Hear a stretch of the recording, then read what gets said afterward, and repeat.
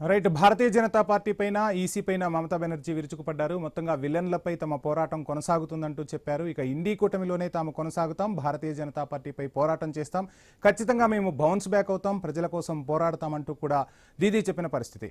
ఇక పశ్చిమ బెంగాల్ అసెంబ్లీ ఎన్నికల్లో భారీ విజయం తర్వాత భారతీయ జనతా పార్టీ వ్యూహాత్మకంగా అడుగులేస్తోంది. బెంగాల్లో ప్రభుత్వాన్ని ఏర్పాటు చేసే దిశగా బీజేపీ వడివడిగా అడుగులు వేస్తోంది. ఈ మేరకు కీలక బాధ్యతలను కేంద్ర హోంమంత్రి అమిత్ షాకు అప్పగించింది బీజేపీ అధిష్టానం. పశ్చిమ బెంగాల్కు భారతీయ జనతా పార్టీ పరిశీలకుడిగా అమిత్ షాను నియమించింది. ఇక సహపరిశీలకుడిగా ఒడిశా సీఎం మోహన్ చరణ్ కు బాధ్యతలు అప్పగించారు. బెంగాల్ బీజేపీ శాసనసభాపక్ష నేతను ఎన్నుకునే ప్రక్రియను పర్యవేక్షించేందుకు అమిత్ షాను సెంట్రల్ సూపర్వైజర్గా నియమించారు. ఇక ఇద్దరు అగ్రనేతలు త్వరలోనే బెంగాల్లో కొత్తగా ఎన్నికైన భారతీయ జనతా పార్టీ ఎమ్మెల్యేలతో సమావేశం కానున్నారు. ఈ నెల 9న జరగబోయే ముఖ్యమంత్రి ప్రమాణ స్వీకార కార్యక్రమానికి ముందే శాసనసభాపక్ష నేతను ఏకగ్రీవంగా ఎన్నుకునే అవకాశాలు కనిపిస్తున్నాయి. ఇక అటు అస్సాం భారతీయ జనతా పార్టీ పరిశీలకుడిగా జేపీ నడ్డాకు బాధ్యతలు అప్పగించారు. సహపరిశీలకుడిగా హర్యానా సీఎం నాయబ్ సింగ్ సైనీని నియమించింది అధిష్టానం.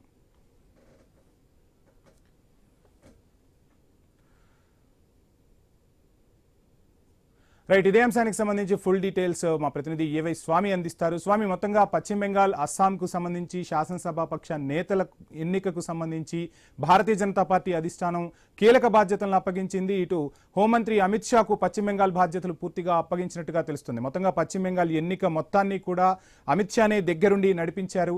ఎలా చూడొచ్చు అంటారు? అంటే ఏం జరగబోతుంది? పశ్చిమ బెంగాల్లో సీఎం అభ్యర్థిని ఎంచుకోవటం అనేది ఇప్పుడు భారతీయ జనతా పార్టీకి ఒక కీలక పరిణామంగానే మనం చెప్పాలి. అండ్ చాలా మంది కూడా ఈ రేస్లో ఉన్నారు. ఏం చేయబోతుంది ఇక్కడ భారతీయ జనతా పార్టీ అధిష్టానం? వంశీ, పశ్చిమ బెంగాల్లో ఒకవైపు అసెంబ్లీ ఎలక్షన్స్ లో భారీ మెజార్టీతో విజయం సాధించినటువంటి భారతీయ జనతా పార్టీ ఇటు అస్సాంలో అదేవిధంగా పశ్చిమ బెంగాల్ 2/3 మెజార్టీ భారీ మెజార్టీతో గెలిచడంతో కూడా ఒక ముఖ్యమంత్రి అభ్యర్థి ఎంపిక అనేది కూడా ఇప్పుడు పార్టీ అధిష్టానం దగ్గరుండి పర్యవేక్షిస్తుంది. ప్రధానంగా ఒకవైపు పశ్చిమ బెంగాల్లో ఎలక్షన్ క్యాంపెయినింగ్, ఎలక్షన్ వ్యూహ ప్రతివ్యూహాల దగ్గరుండి పర్యవేక్షించినటువంటి కేంద్ర హోంమంత్రి అమిత్ షాకు బాధ్యతలు అప్పగించారు. పశ్చిమ బెంగాల్ పరిశీలకుడుగా అమిత్ షాతో పాటు ఒడిశా సీఎం మోహన్ చరణ్ మాంజీకి కూడా బాధ్యతలు అప్పగించారు. వీరిద్దరు కూడా పశ్చిమ బెంగాల్లో వైపు బీజేపీ శాసనసభ పక్ష సమావేశాన్ని ఏర్పాటు చేసి ఆ శాసనసభ పక్ష నేతను ఎన్నుకునే ప్రక్రియనంతా కూడా వీళ్ళంతా కూడా సూపర్వైజ్ చేయనున్నారు. అదేవిధంగా ఇద్దరు ఇప్పటికే పశ్చిమ బెంగాల్లో కొత్తగా వైపు ఎమ్మెల్యేలందరూ కూడా సమావేశమైన తర్వాత ఈ నెల 9వ తేదీన రవీంద్రనాథ్ ఠాగూర్ జయంతి సందర్భంగా అక్కడ ప్రభుత్వాన్ని ఏర్పాటు చేయాలని చెప్పేసి బీజేపీ సూత్రప్రాయంగా నిర్ణయించింది. అదే రోజు అక్కడ బీజేపీ ముఖ్యమంత్రి అభ్యర్థి ప్రమాణ స్వీకారం చేయబోతున్నారు. మరోవైపు ఇటు అస్సాంలో కూడా బీజేపీ పరిశీలకులుగా బీజేపీ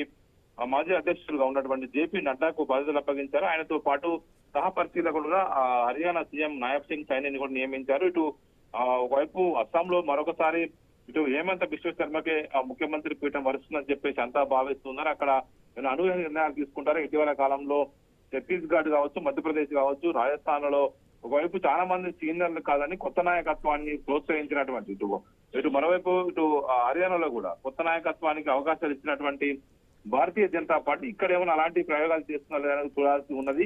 ఇటు వైపు వెస్ట్ బెంగాల్ లో సువేంద్ర అధికారి మొదటి నుంచి కూడా స్వామి, మీరు చెప్తున్నట్టుగా శుభేందు అధికారి పేరు ప్రథమంగా వినిపిస్తున్న దీదీకి ప్రత్యామ్నాయంగా ఒక మహిళనే సీఎం చేస్తే ఎలా ఉంటుంది అనే ఆలోచన కూడా భారతీయ జనతా పార్టీ అధిష్టానం చేస్తున్నట్టుగా తెలుస్తుంది. ఎందుకంటే మహిళా ఓట్లకు సంబంధించి పెద్ద ఎత్తున భారతీయ జనతా పార్టీ గెలుచుకోగలిగింది, వారందరినీ కూడా మెప్పించగలిగింది. సో ఏం జరగబోతుంది? అంటే ఆ ఈక్వేషన్ ఏమైనా వర్కౌట్ అయ్యే అవకాశాలు ఉన్నాయంటారా పశ్చిమ బెంగాల్లో?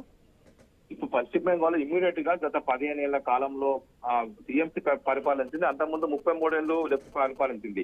ముందు అక్కడ వ్యవస్థల్ని అక్కడ అభివృద్ధిని ముందుకు తీసుకెళ్లాలి. అందుకోసం అనుభవజ్ఞులైనటువంటి నాయకత్వం కోసమే పార్టీ పనిచేసే అవకాశం కనబడుతుంది. ఇప్పుడున్న పరిస్థితుల్లో ఇంత పోరాటం చేసి వచ్చిన తర్వాత కూడా సువేంద్ర అధికారిని కాదని కొత్త వారిని పెడితే పరిస్థితి ఎలా ఉంటుందనేది కూడా మనం చూడాల్సి ఉంది. ఒకవైపు గతంలో టీఎంసీలో ఒకవైపు మమతా బెనర్జీకి రైట్ హ్యాండ్ గా పనిచేసినటువంటి సువేంద్ర అధికారి ఆ తర్వాత ఆమెతో విభేదించి ఆమె అల్లుడు అభిషేక్ బెనర్జీ వ్యవహార కారణంగా బయటకు వచ్చినటువంటి సువేంద్ర అధికారి భారతీయ జనతా పార్టీకి మంచి అస్త్రంగా దొరికారు. ఆయననే ప్రధాన అస్త్రంగా ప్రయోగించి మమతా బెనర్జీని దారుణంగా దెబ్బతీయగలిగారు. ఇప్పుడు ఆయనను కాదని కొత్త వారిని పెడితే అక్కడ పరిస్థితి అదుపులోకి వస్తుందా, అలాంటి పరిస్థితి అక్కడ జనం ఒప్పుకుంటారా? అక్కడ దాదాపుగా లక్షల మంది బీజేపీ కార్యకర్తలంతా కూడా సువేంద్ర అధికారే ఏం కావాలని చెప్పేసి కోరుకుంటూ ఉన్నారు. ఇలాంటి పరిస్థితుల్లో కొత్త వారిని పెడితే ఏ మేరకు ఉంటుందని చెప్పేసి కూడా పార్టీ పరిశీలించే అవకాశం కనబడుతుంది. సువేంద్ర వైపే పార్టీ అధిష్టానం మొగ్గు చూపే అవకాశం కనబడుతుంది. లేకపోతే కనుక అనూహ్య నిర్ణయాలు తీసుకుంటే కనుక పరిస్థితి ఎలా ఉంటుందని చెప్పేసి అన్ని రకాలుగా ఎల్పీ సమావేశాన్ని ఏర్పాటు చేసి బీజేపీ శాసనసభాపక్ష సమావేశంలోనే